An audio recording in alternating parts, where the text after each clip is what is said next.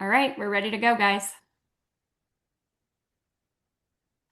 Well, good evening, everyone. Dr. Staci here. Thank you so much for being here with us tonight with the inventor of our Lifewave technology, the owner of Lifewave, the CEO, founder, David Schmidt. We are so grateful and blessed that he is joining us this evening for this special live Zoom and, of course, recording. So don't worry, it'll be recorded so you can share this with as many people as possible. Many of you were in Orlando with us in July, and David came and was sharing just so much brilliant information on stage. And you probably remember that we had a fire alarm right towards our Q&A session, and we got cut short. And I know that, when I reached out to you after, David, I said, please, do you mind to finish our Q&A? And you said, yes, but I'd love to talk about some other things as well, too. So thank you so much for taking the time to be here this evening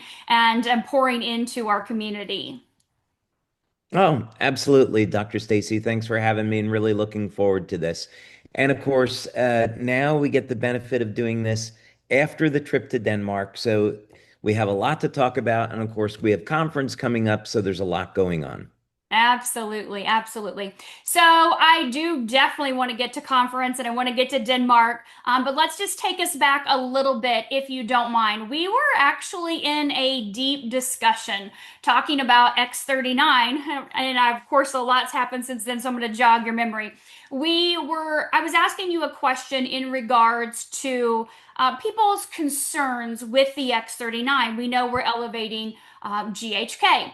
And of course, we know what happens after that and the process in the body. And people were kind of concerned if there could be, some cells that go rogue or what could happen in the process of that. And we were having that discussion about, the power of GHK and your 10 years of research that ended up with, over 70 patents, your 10 years in research in stem cells. And so, could we kind of talk just a little bit about that, just for the people, because that is a very concerning thing right now, especially Mhm. the last 5 years with people's health. These, the body is just there's a lot going on. Sure. Yeah, I think it is a great subject to talk about because actually, this helps someone to structure a program for natural treatments of different types of health disorders. And I think it's a good time to say I'm not a medical doctor. I'm not any type of doctor. I'm a researcher, inventor, and we're not making any type of medical claims or providing any type of medical advice.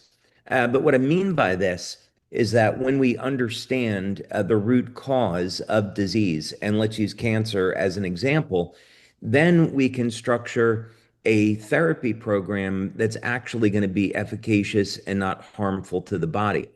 So if we look at references, for example, from Stanford University School of Medicine, what we'll see is that today, an accepted definition for the origin of cancer has to do with the mutation of stem cells. And this occurs as a result of introduction of a carcinogen into the human body. So this can take many different forms. This could be radiation.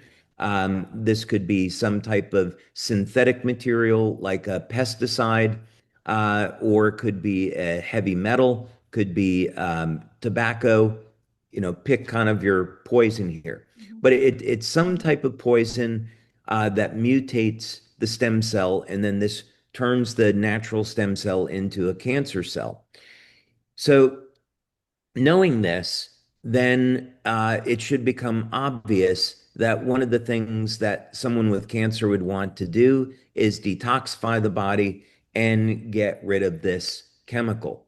Another thing that comes up in cancer therapy, and I'm answering this question in a very roundabout way, but I'll get there, um, is that cancer cells reproduce anaerobically in the absence of oxygen.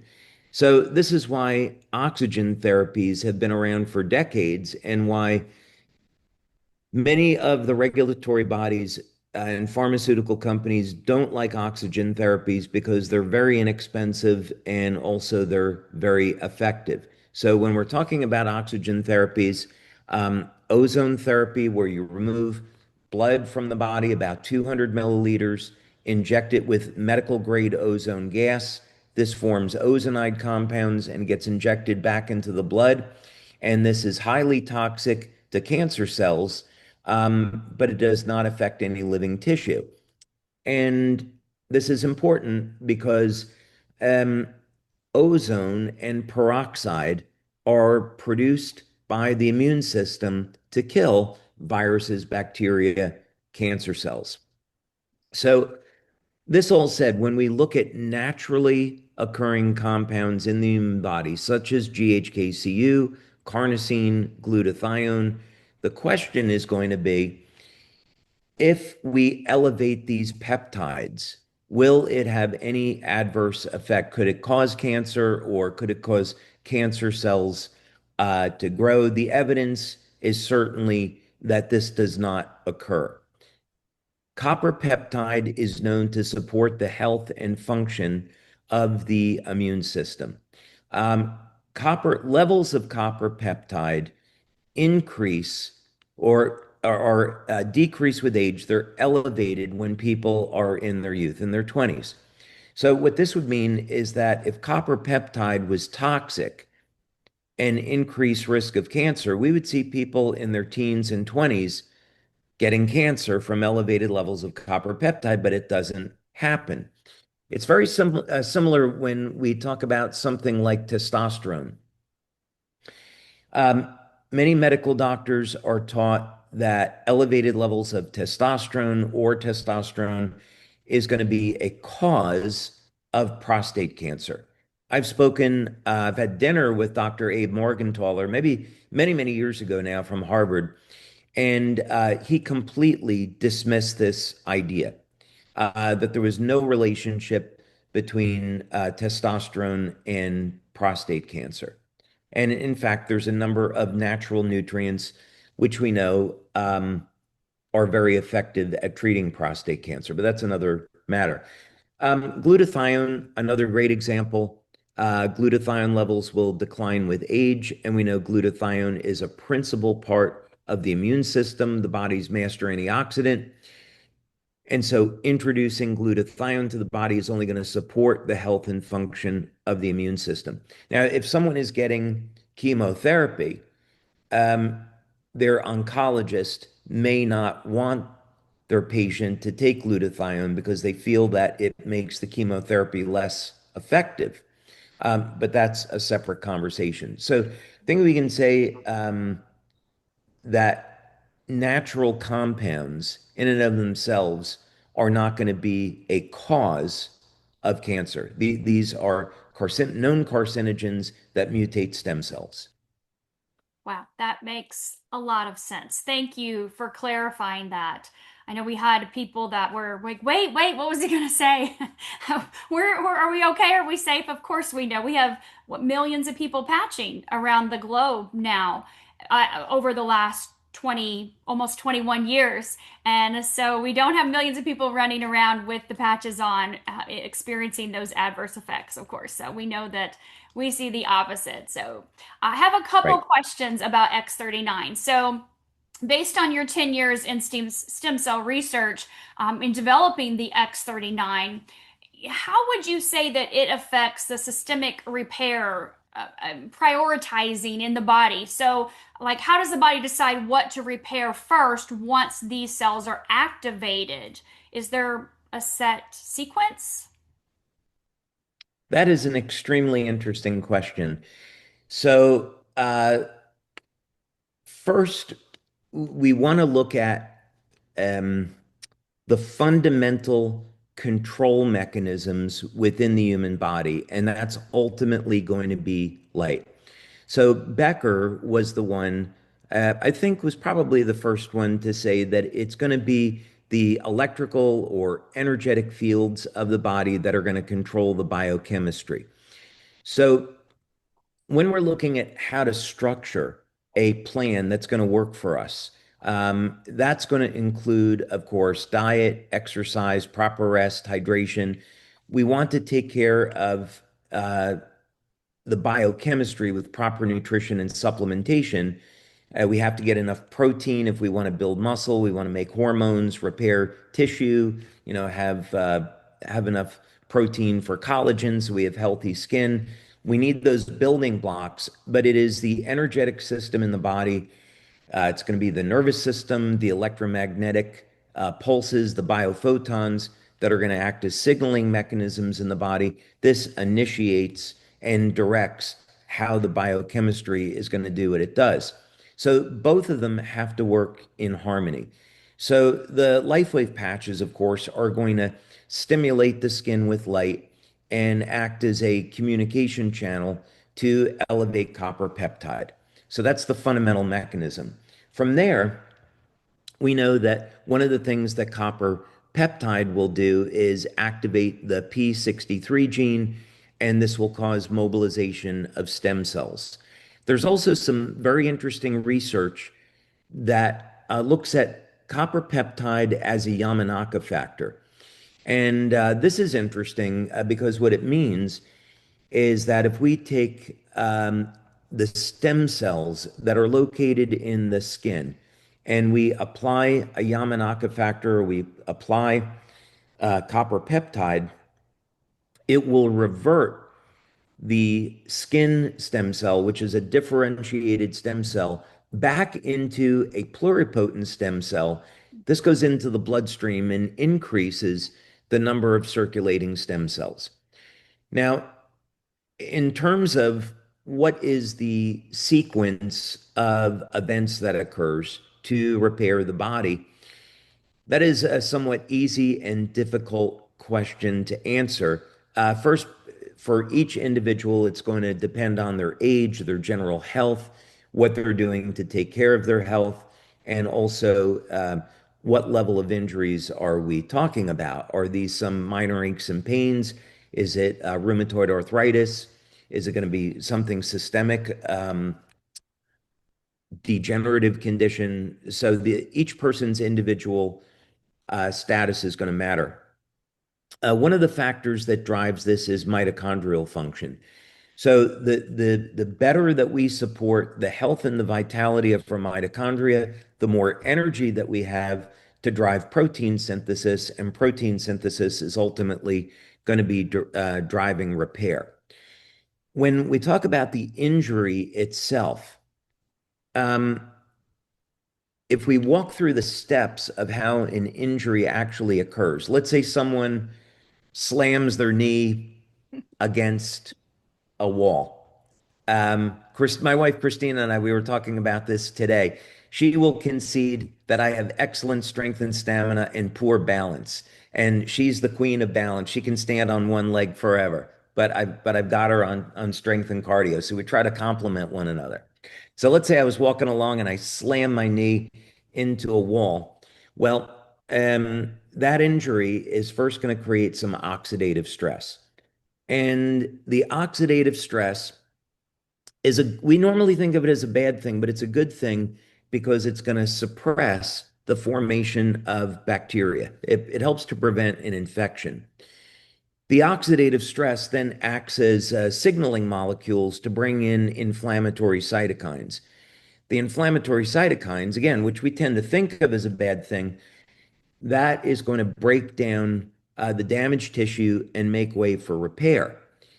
The inflammatory cytokines are now signaling molecules for stem cells. In an acute injury, the stem cells come in, the antioxidant system of the body will help to manage the cytokines and the stem cells repair the injury. In a person that has a chronic injury and they have these elevated cytokines and they're in pain, they're achy, the stem cells are still attracted to the cytokines, but the stem cell colonies die off because the antioxidant system of the body can't manage the cytokines. So the injury does not heal. So what this tells us is that when we use a product like X39, we want to have a healthy diet rich in antioxidants. We want to supplement with antioxidants. We can also use Lifewave patches. We can apply a patch right to the injury site, but we want to get the inflammation under control so now the stem cells can heal the body.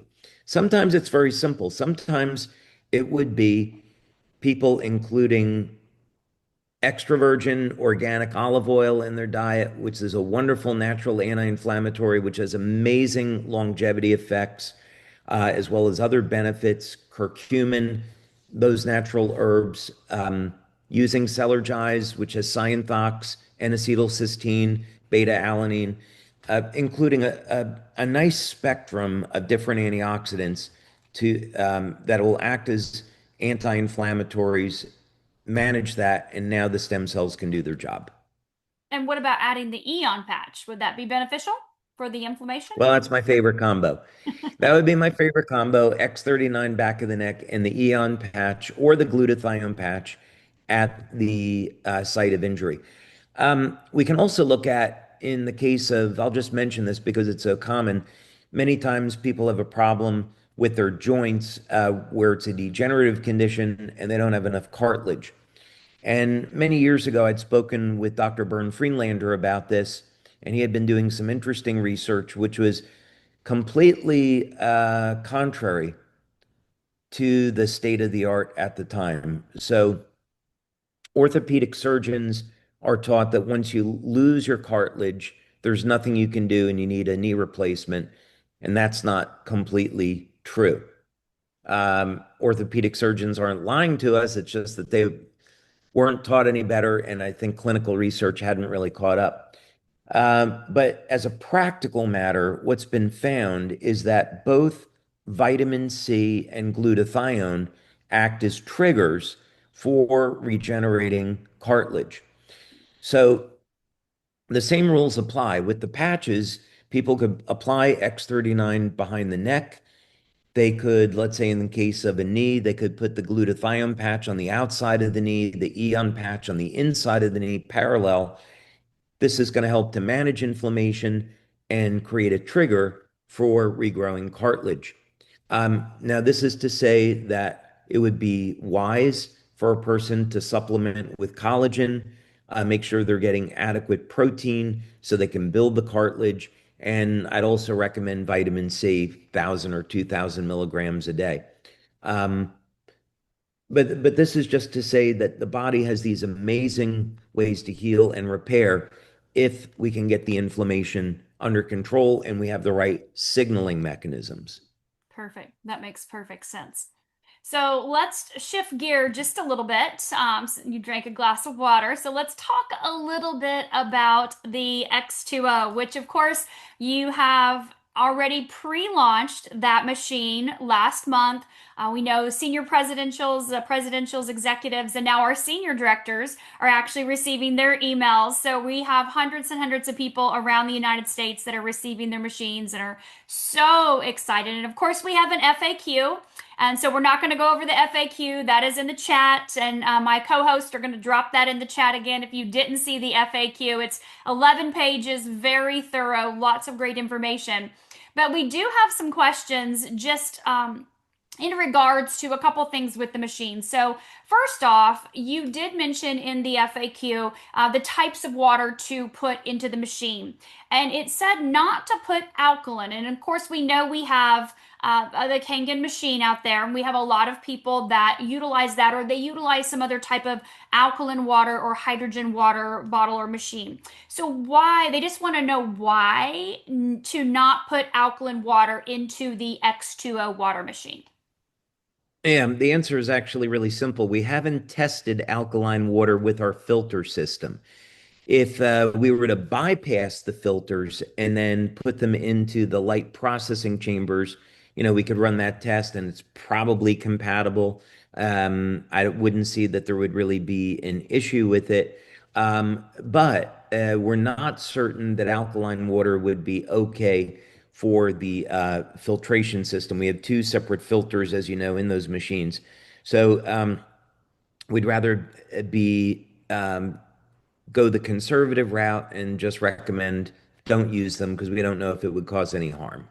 Perfect. Thank you. Okay, one other kind of logistics. So we have been or heard, I guess I would say told, but been heard that unadulterated water is structured as H3O2 and not H2O like we've been taught. This is a question from someone in our field. So is that true? And if it is true, does the X2O machine change our H2O water to that? I'm probably as controversial already without having to get more controversial about the structure of water. Yeah, what X2O is designed to do, which I think is controversial, and not accepted scientifically. But the fact of the matter is that we have demonstrable effects where we can measure changes, physical changes in the properties of the water. We have Dr. Glenn Ryan, who we've been working with the past year, who's a brilliant scientist, recognized globally, doing in vitro work for us, who just gave me some fascinating results from some of his studies today, that maybe I'll mention if you get me in the mood for it before we end the call. But I mean, one thing that we see is that the light system that we're using is in fact changing the conductivity of the water over time. So this method is absolutely having an effect on the physical properties of the water. We have seven clinical studies. We call these, they're both pilot and double-blind studies on having individuals, we're now maybe at 300 people, have taken X2O in a clinical environment where we've done a variety of blood tests, urine tests, whole battery of different bioelectrical tests, EEG, thermography, heart rate variability, biowell, biopulsar, looking at how the human body responds immediately within 10, 15 seconds of drinking X2O. Whereas, of course, with a regular glass of distilled or spring water, that doesn't happen. So these effects are measurable.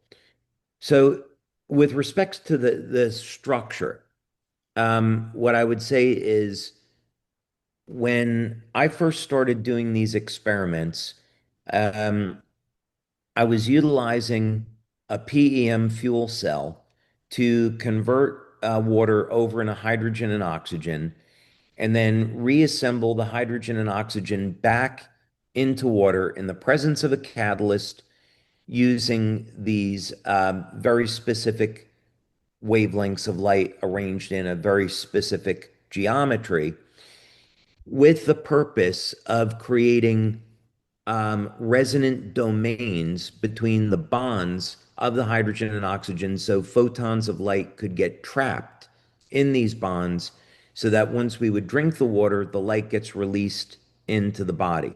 So the thinking was that if we know the methods, the wavelengths of light that will activate the mitochondria, trigger regeneration of the cell, most effective way to do that would be if we can get those wavelengths inside the body. And so light and water become a preferred method of healing, with water being a delivery system. Regarding the actual structure, I think there's some pretty good literature and practical experience um, to say that you can take water and change its structure in a variety of different ways, which would lead me to believe that it is in fact H2O. But I wouldn't say that's definitive. Maybe there's evidence to the contrary. But some of the things that I've seen in my own work is that the bond angle of water can change. Normally, it resides about 109 degrees, but it can actually change to 114 degrees and take on different properties.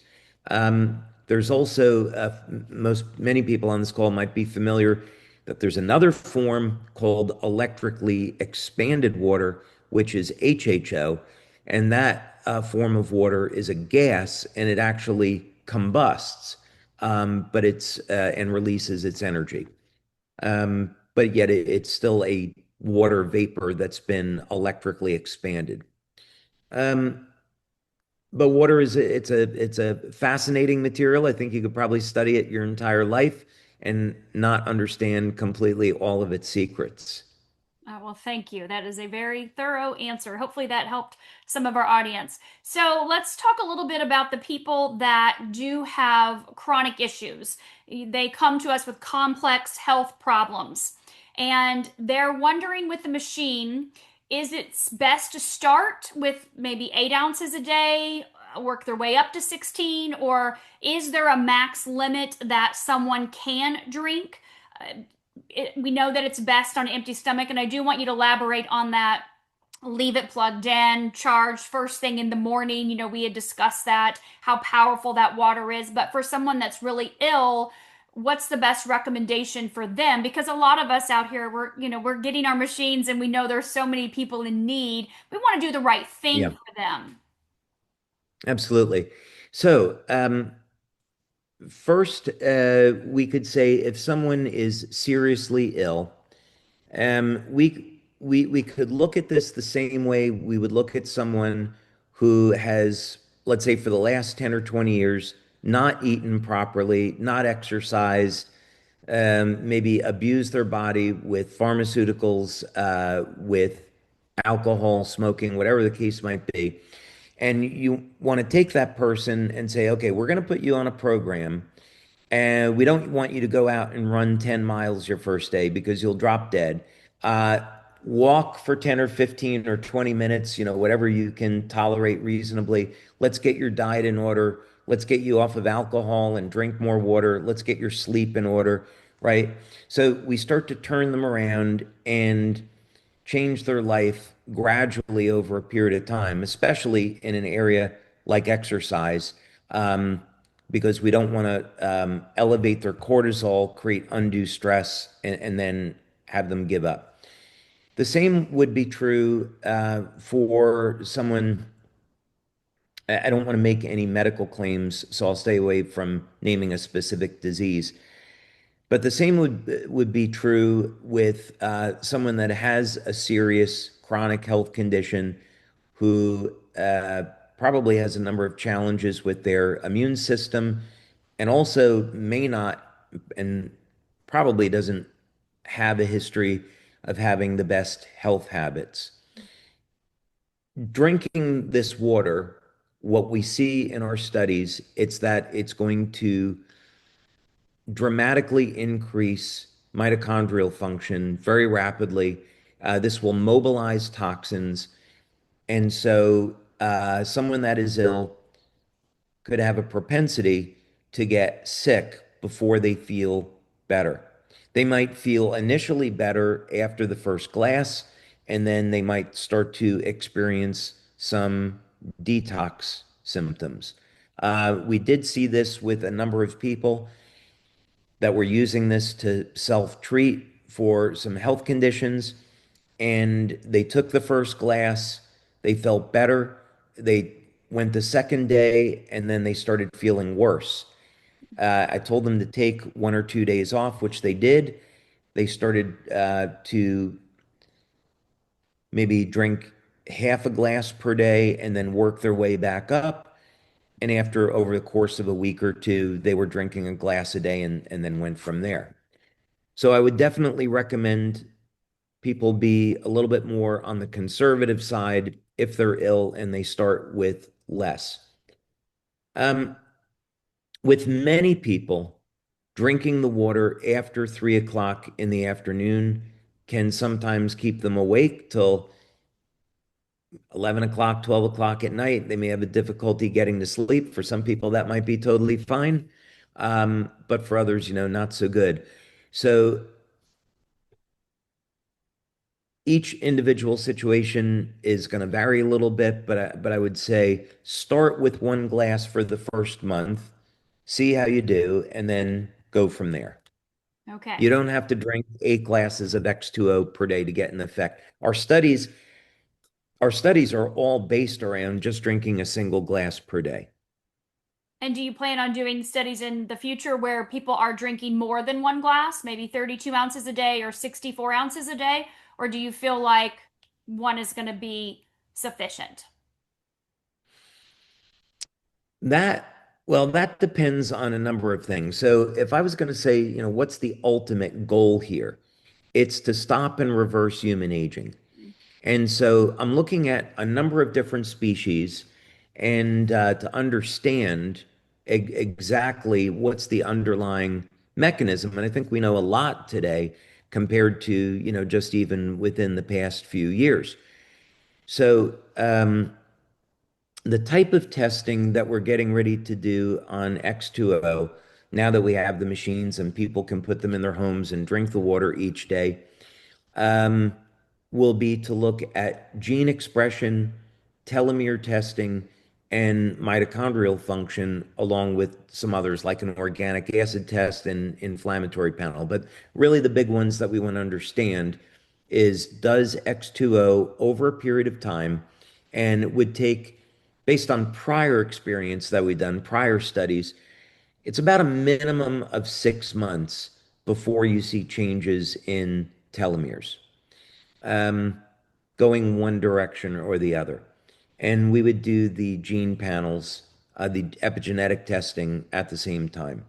So the goal would be, if people had the proper methylation factors, some people might require supplementation with vitamin B12, methylcobalamin, SAMe, trimethylglycine. There's a number of methylation factors. If they had the methylation factors, which is going to help regulate gene expression, if they had their diet in check or they're taking the proper supplements, then I think we could expect that over a period of that 6 months, then 12 months, we would in fact see favorable changes in the length of the telomeres and maybe some favorable changes in the epigenetics. But that ultimately is going to be the goal. Whether or not, that's from 1 to 4 glasses per day, we'll see. Okay, fantastic. All right, last water question. So you have mentioned lobster DNA and the biblical Yeah. light codes in the water design. So, how do you see that layer of photonic coding interacting with human biochemistry? Is there like a spiritual or quantum intent embedded in this technology? Well, I'm more concerned, I think, with the biophysics and delighted that the spiritual component is there. Meaning, I enjoy reading the Bible to be a better person, but what I wasn't expecting to find was a mathematical correlation between what I was seeing in lobsters and the numerical sequences in the book of Genesis. And since going down this road, I think I'll probably study this the rest of my life. I'm not going to get into it right this second, but in another section of the first 5 books of the Bible, I found a mathematical sequence that I interpret as a formula for an entirely new source of energy. So the Bible is much, much more than what it seems. It's a book that I think defies time and space. And I certainly believe it's evidence that there is a true living God, and the Bible is the inspired word of God. So when we look at the biophoton emissions in lobster, we see some underlying mechanisms here that certainly are relevant and applied directly to human beings. So, what I mean by that is the wavelength of 630 nanometers, which is found in lobsters, is a very well known wavelength in human beings for turning on the mitochondria. 630, 660, 850. We know that these upregulate mitochondrial function. Um, in our work, we use the exact data set in lobsters. And instead of trying to transpose these and figure out, well, what would it be with human beings? I thought, okay, let's see if this is going to in fact have effects on human beings, the same wavelengths. And we found that we didn't have to change it in any way, that it worked just exactly that way. Um, I think another insight that was really important, which in retrospect seems pretty obvious, is that lobster blood is based on copper, not iron. Um, Much like for our Star Trek fans online, Vulcan's blood is based on copper, not iron.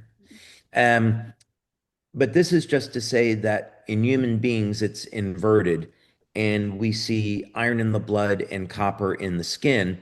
And I filed a patent on this more than 20 years ago now, on how you could take advantage of the uh, energy field that's produced as a result of this. In other words, in physics, this is a combination of the Thomson and Seebeck effect, or the Peltier effect in some sense. But in any case, if we take dissimilar metals like iron and copper and we heat one side and we cool the other, we're going to get a flow of electrical energy. And of course, when you have a flow of electrical energy, you have a magnetic field that forms at right angles. This, in fact, happens in human beings, and it also happens in lobsters. So, what this is to say that when I was looking at the wavelengths of light based off of copper, I then said, okay, I need to go back and look at the wavelengths in lobsters that would be presumably based off of iron. And then I got a second set of wavelengths that I later found out where they were. And then I found that same mathematical data in the story of the tree of life. So it all came back to the Bible. So literally, the book of Genesis is an instruction manual for how human beings were originally immortal and how some species today still have that.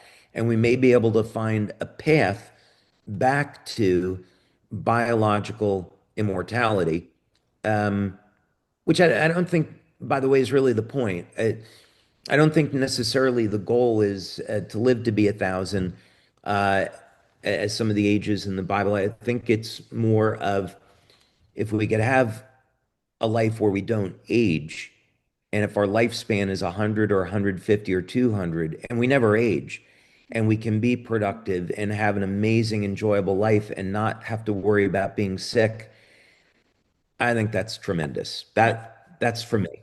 Sign me up for that goal as well. Sign me up. Absolutely. I'm in the right place at the right time with the right man, that's for sure. The right God that's downloading all of this information to you. So grateful for this. So, David, let's shift gears a little bit. I know I want to talk about the Thunderstrike drone facility that I just attended the ribbon cutting for a couple weeks ago.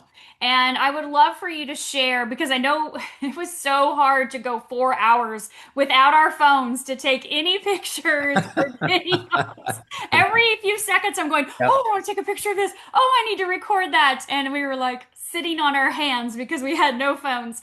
So I know people have not seen this or heard much about it. So, what was the core strategic intent behind establishing the Thunderstrike facility in Denmark? And how does this drone technology align with Lifewave's mission of cellular health and longevity?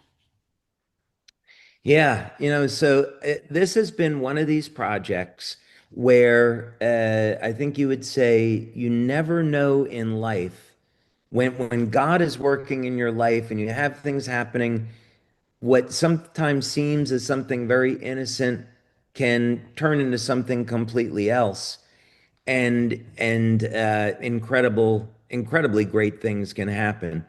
In this particular case with Thunderstrike, my son Matt had been going off in the wrong direction in life. He was heading down a path that really wasn't leading anywhere.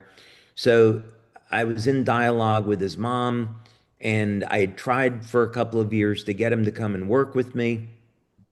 And we both thought, okay, we really have to try a different approach here.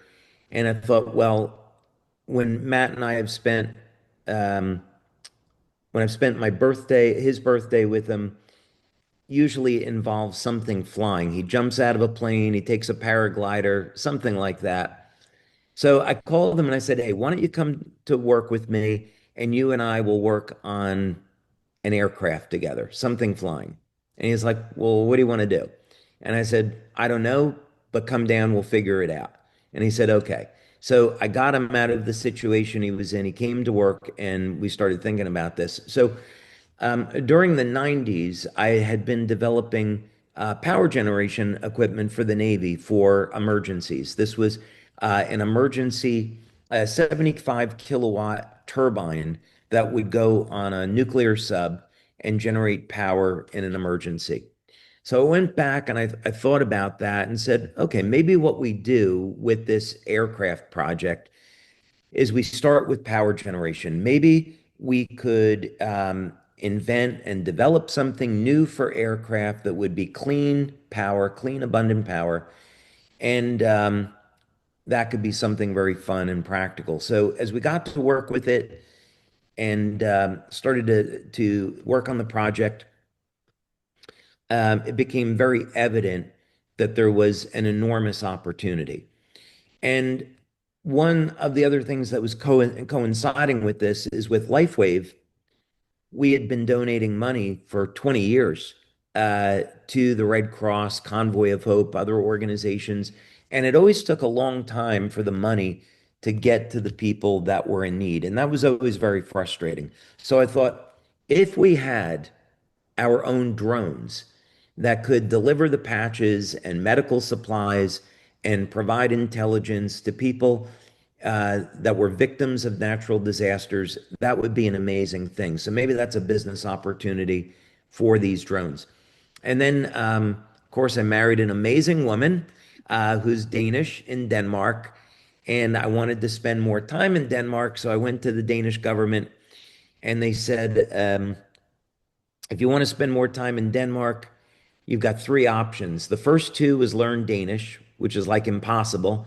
And the third was to start a company. So I thought, great, I'll start a drone company.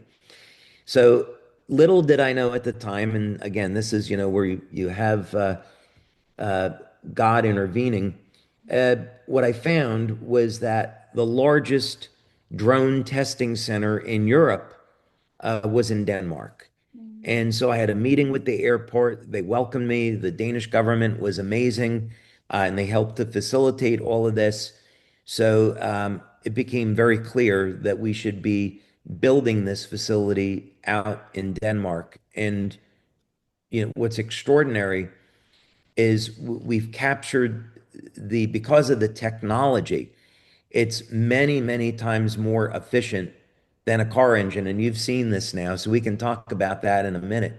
Um, the exhaust is cleaner than the surrounding air, and yet it's running on petroleum. We've totally captured the imagination and interest of the Danish government. We had, countless dignitaries from the Danish government at that event. So it was really extraordinary.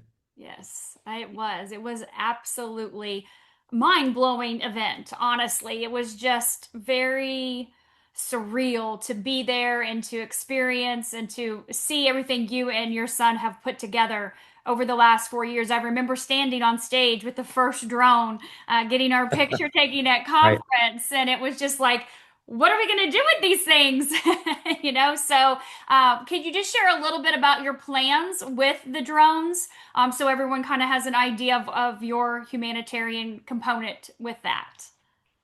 Yeah, absolutely. So the facility that we're talking about, this is it's actually the largest drone manufacturing facility in all of Europe at this point. It's 58,000 square feet.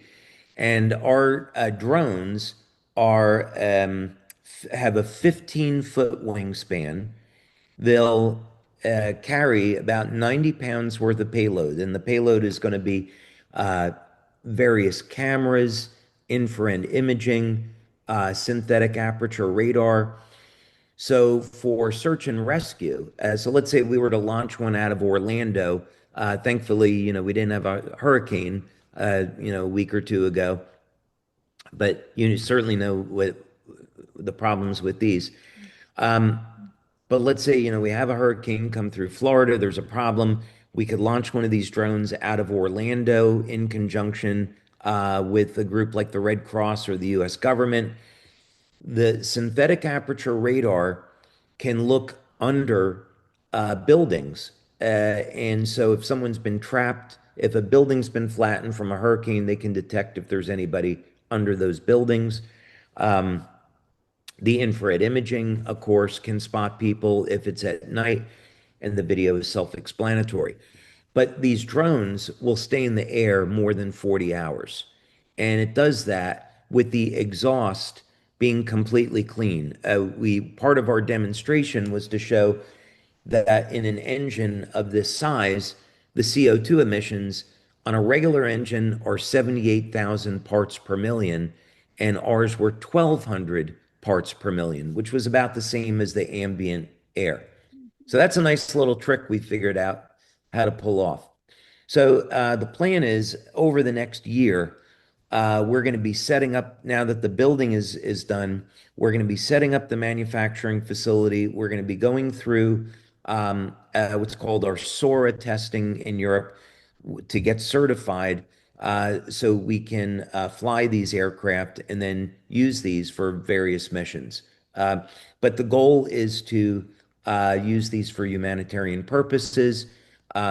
We've been speaking with a number of governments in Scandinavia that are interested in looking at this for things like monitoring oil pipelines, oil platforms, protecting the infrastructure of countries, in addition to search and rescue. So we're really excited what this is going to mean. And so this is going to say that in the future, there'll be drones with these huge drones with Lifewave on them that are going to help people in need and deliver our patches. So really excited about that. That is exciting. I'm looking forward to that day, and I can't wait to start to see them in production, of course. So Now let's, we didn't talk about the best part though. what's the best part? The best part. Dr. Staci and her husband got to meet a prince. So this is one of the best moments of my life. I had previously given a presentation to Prince Joachim of Denmark because he is a race car driver as a hobby, and he loves everything with engines. So he came out in January of this year and wanted to see our engine technology. I was very grateful, so happy to accommodate him. He was totally blown away. And based on that, I also got to go to Paris. My wife Christina and I got to go to Paris and meet King Frederick as part of his state visit. And I was able to make a presentation to King Frederick. And then because we had done so well there, Prince Joachim agreed to come to our event. So all of our LifeWave leaders got to shake hands with Prince Joachim and hear him speak about how important humanitarian projects are to him and the royal family. Yeah, you could tell he was very passionate. I know you had said he was not planning on speaking at all to our group, and he just took that microphone and he was just very passionate about what you're doing and what you're bringing to the community there, to Denmark and all of Europe. Well, So, you didn't hear about what happened after that though. So after Prince Joachim addressed our leaders, then he exited the building and he got into his car and he drove away. Well, uh, I stepped out of the building with Christina to wish Prince Joachim a goodbye. I shook his hand to thank him. And then he reached over because his wife is French. He kissed Christina on the left and the right cheek and then got in the car and drove away. So it was like, how am I going to compete? My wife has now been kissed by a prince. I've got real problems here. So, but it was really, really great, memorable event, and so blessed that it went the way that it did. oh, I am too. That is wonderful. That's great. I don't think there's any competition in Christina's eyes, though, so I don't think you have anything to worry about. I think I'm okay for the moment. I think I'm Yeah, okay. I think you are. All right, David, let's talk about something that's very exciting coming up for our entire field in just 6 weeks, We are going to be heading out to Anaheim, California for the 21-year anniversary. I know we're going to keep these anniversaries going. Talk to us a little bit about conference next month in California. Yeah, it's going to be amazing. We set a very, very high bar last year, and we've brought in some entertainment again for Thursday to open up the event. I think everyone will like what we have in mind. Okay. And then we have really full schedule on Friday and Saturday in terms of the content. Um, I'm going to be taking quite a bit of time to go through some of our new studies that we're doing on X39, on X20, presenting some more of the science. We have a new scientist that has not been at a Lifewave event before, who had been doing a study on X39. She's going to come in and present her work. She's a brilliant PhD, and we're thrilled to be working with her. So she's going to present her results. We have some amazing guest speakers. I am going to be, I've decided I do want to share what's coming down the road in a future technology release at Lifewave. So I'll be doing that. We've got some incredible recognition that's coming, some business training, Mhm. and we have a secret project that we've been working on for business building that's going to surprise everyone. But basically, we're doing a number of things to make Lifewave a household name. And we have a very, very interesting way of building our business with social media that hasn't been done in the network marketing industry before, not this way. And we're going to be showing that off, and it's going to be great. Of course, on Friday night, uh, our leaders are going to be walking down the red carpet. Our brand partners are going to get to see our documentary on X2O. Mickey Willis has done an amazing job on that. And of course, then we'll have an after party. And then Saturday, of course, that day is very, very full with business, mostly with business building. And then we get to Saturday night and we celebrate with Sir Elton John. So it's a very, very full event, packed event. And do we have any tickets left for that still? If any brand partner is interested in joining us? That's a good question. I had an events meeting this past week, but I didn't get a new head count on that. There may still be some tickets left. I'm not entirely sure. Okay, so we'll have to check that out for sure. We are looking forward to that event. I know I have been to 4 conferences and every one it just gets better and better and better and my mind is even more blown. So I cannot wait to see everything that you have to share with us at conference next month. That's going to be so exciting. So We have a number of things that we've held back that are going to be really, really fun surprises. I did, in fact, create from our lab. We built in our lab two gifts hmm, for recognition, and that we're going to be sharing this year. You just have to see what it is. But this has become a thing that we like to do. We like to create these gifts that you can't get anyplace else. And we're going to be doing that again this year. that makes it so special. I have a couple of those here. They're very, You very, do. very, very sacred pieces in my collection here. So, so grateful for that. So, David, let's just kind of, in wrapping it up here, what role do you see Lifeway playing in the next 10 years as a health tech company? Is it a platform for energy medicine, decentralized regenerative health movement? What's your broader vision for the next 10 years? Someone that's maybe new to Lifewave going, where is this company going? What do we have planned? Are we, obviously we're patches. We've been patches for 20 years. We have our cellular guys, our water machine, of course, the humanitarian with the drone. So where do you see us going?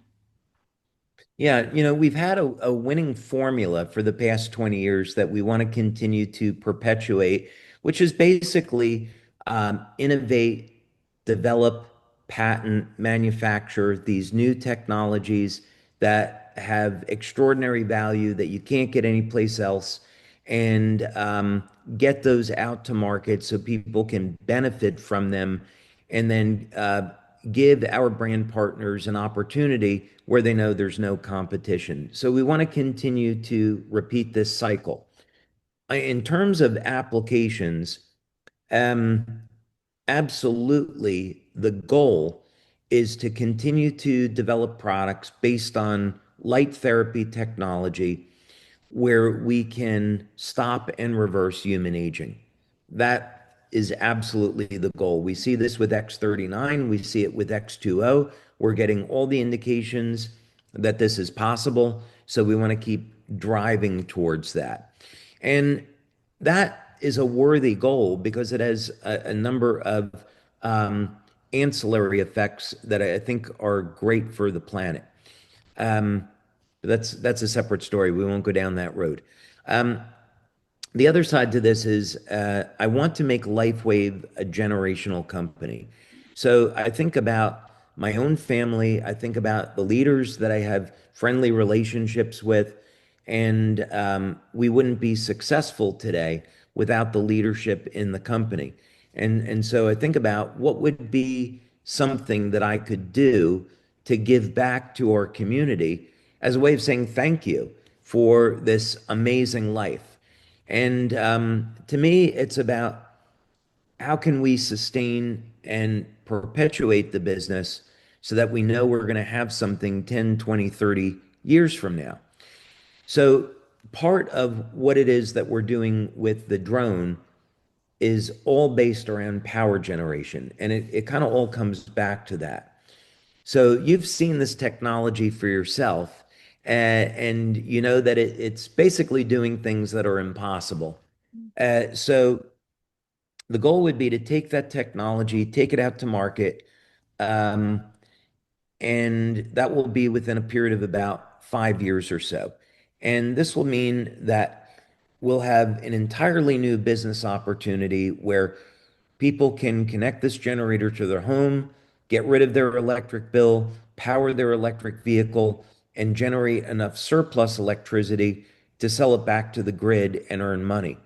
And we think that Meredith and I think that when we roll that out, Lifewave will double in size that year that we roll out if we can keep up with the demand.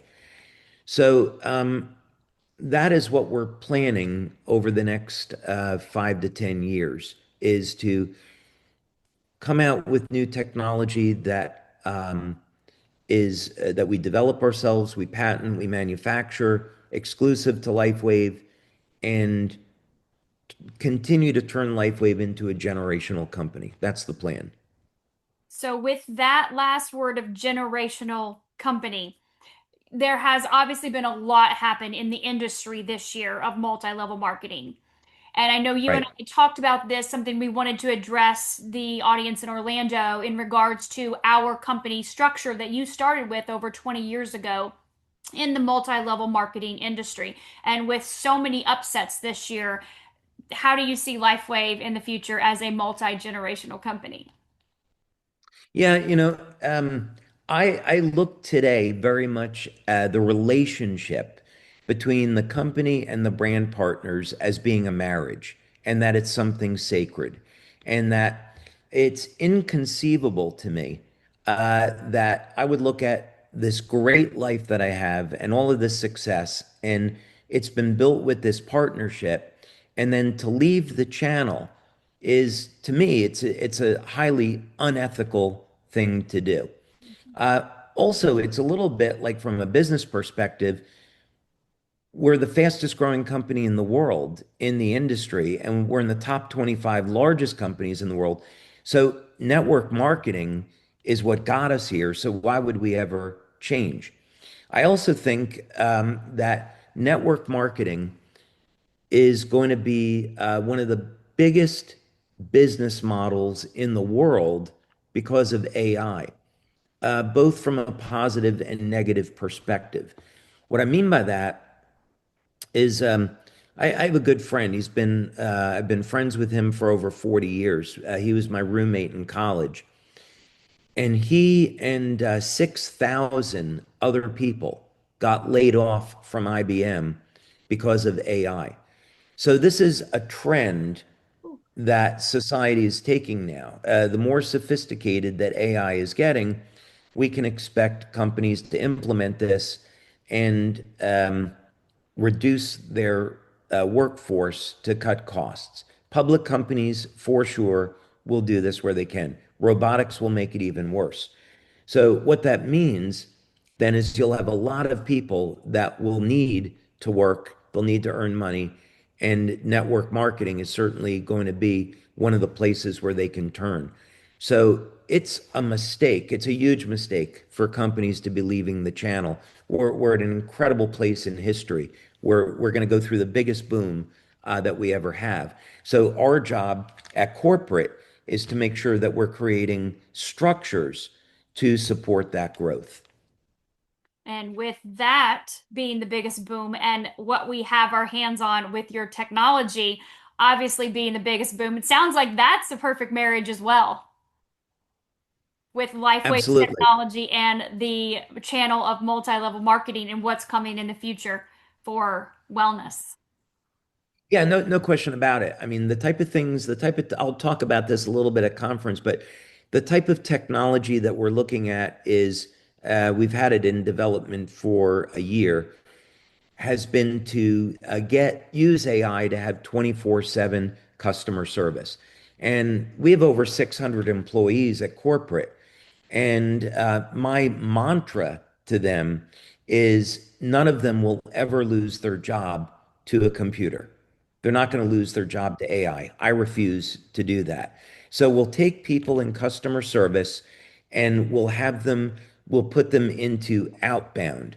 So AI can handle the inbound calls, and customer service, the real human beings, are going to be calling out to our brand partners and customers and facilitating, helping them with whatever they need help with. On order fulfillment, we're going to be having robotics. So robots will be in our warehouses in the evening, moving boxes around, stocking shelves, and human beings will be there during the day fulfilling orders. So I do think there's a way to integrate new technology to improve services without compromising human beings. And it would be it would be a mistake um, to have technology supplant human beings and take away their purpose. Star Trek, by the way, had a great episode on that in the 1960s. So I learned my lesson from Captain Kirk and Mr. Spock. I love it. Well, David, thank you so much for taking your time this evening to share so much with our field, with the words of wisdom, the knowledge, the insights, the up and comings, everything that you shared is just so impactful. We all appreciate you so immensely. Just so grateful for your time. Oh, believe me, it's my pleasure. Thank you for giving me the opportunity to talk to you tonight and talk to our community. And there's some, there's uh, strange times we're living in with everything going on in the world, but there is also tremendous hope. Um, I last week I addressed the Danish government. I got was invited by the Danish government to be a keynote speaker at a conference that was going on in Copenhagen. And what I urged, there were 10,000 people that were in attendance at this conference. And what I urged them to really be thinking about was focusing on peace and how can we be leveraging technology. There's a lot of tension in Europe because of the war with Ukraine. And but in the midst of all of this, we should be thinking about how do we end this war? How do we end these conflicts? There are good, innocent people that are suffering. How can we get to a state of peace? I think it's if we're putting a little bit more light into the world and recognizing more similarities than our differences, that's something that is absolutely achievable, and we can get there.